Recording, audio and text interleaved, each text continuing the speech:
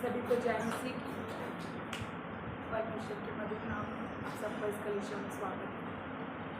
खुदावंद ने जो मुझे आज रेवलेशन दिया मैं वो आप सबके साथ बांटना चाहती हूँ।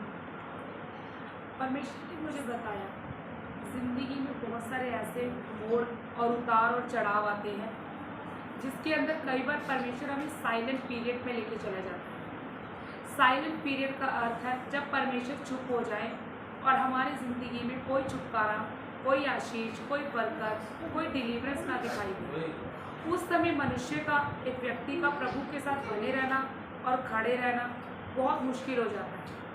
कई बार लोग समझते हैं कि हमारे साथ खुदा नहीं है, हम अनाथ हैं, हम परमेश्वर के लिए सब कुछ छोड़ कर आए और आज परमेश्वर ने हमें छोड़ दिया। इसी तरह से अगर हम हबक्कूक की किताब 3:17 में देखते हैं कि चाहे अंजीर के वृक्ष में फूल ना लगे और ना दाखलताओं में फल लगे, जलपाई के वृक्ष से कोई केवल धोखा पाया जाए और खेतों में अन्न ना उपजे, भेड़शालाओं में भेड़ बकरियां ना रहे और ना थानों में गाय बैल बकरियां। अर्थात जहाँ जहाँ उम्मीद है हमारे जीवन में छुटकारे की, आशीष की, निकलने की, जब वहाँ से हम फेलियर में आ जाते हैं और हमारी ज़िंदगी में वो चीज़ नहीं दिखती, तब इंसान परमेश्वर पे शक कर बैठता है और वो सोचता है परमेश्वर ने उसे छोड़ दिया।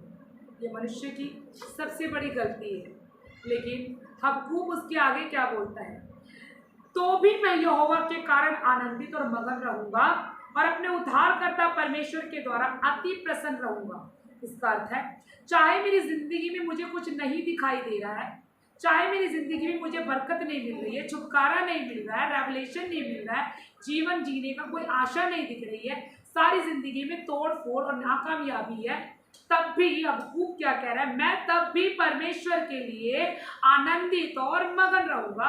अर्थात वो परमेश्वर को महिमा देगा, क्योंकि उसका कहने का अर्थ है खुदा तू मुझे छुड़ा ना छुड़ा, आशीष दे ना दे, तो भी तू मेरा परमेश्वर है। ऐसे कहने वालों के लिए ही खुदा काम करता है। अगर जिंदगी में कुछ नहीं दिखाई दे रहा है तो आप पीछे ना हटे। अगर परमेश्वर आपको दिख रहा है कि ना साथ नहीं दे रहा है तो अभी पीछे मत उठे। इस समय ही हमें अड़े और खड़े रहने का समय है। जो व्यक्ति इस साइलेंट पीरियड में, जब परमेश्वर चुप है और आपको कुछ दिख नहीं रहा है और उस परिस्थिति में आप अड़े हो और खड़े हो और खुदा के वायदे को थाम रखा है, तो ऐसे लोगों के लिए ही परमेश्वर आकाश और स्वर्ग के झरोकों को खोलता है। और जो ब्रेक थ्रू नहीं होने वाला, ऐसे लोगों के लिए खुदा करने पे मजबूर हो जाता है। इसीलिए मैं एक ही मैसेज देना चाहूंगी, जिंदगी में कुछ नहीं दिख रहा, पीछे मत हटना। खुदा बात नहीं कर रहा है, पीछे मत हटना।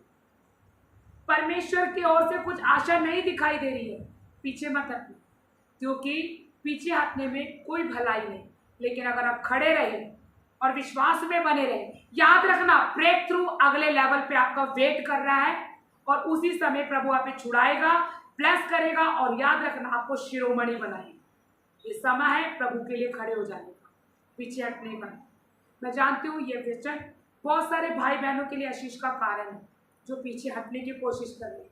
आज प्रभु ने मेरे अंदर बोझ डाला, ऐसे लोगों को बोल इसी समय खड़े होने का है और इसी समय आशीष पाने का है। आपके जीवन में ये वचन गहराई के साथ काम करे। सभी को प्रभु यीशु मसीह के नाम में जय मसीह।